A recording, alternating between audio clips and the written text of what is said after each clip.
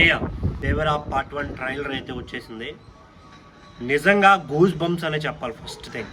ఎందుకంటే దానిలో ఉన్న మాటలు ఏవైతే డైలాగ్స్ రాశారో వేరే లెవెల్ మత్తెక్కిచ్చేసాయి. భయానికి ధైర్యానికి ఉండే సమరంలాగా అనిపిస్తుంది ఈ సినిమా. స్టోరీ అంతా మొత్తం సముద్రం చుట్టూనే తిరుగుతుంది. అంటే ఐ మీన్ సముద్రం చుట్టూనే సినిమా కథ మొత్తం తిరుగుతుంది.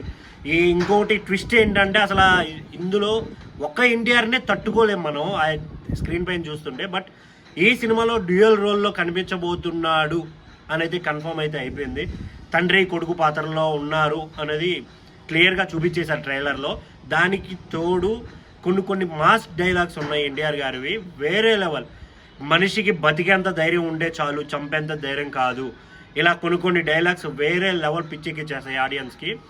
ఇంకోటి స్టోరీని ఏమాత్రం బయటికి చెప్పనట్టు కనిపించి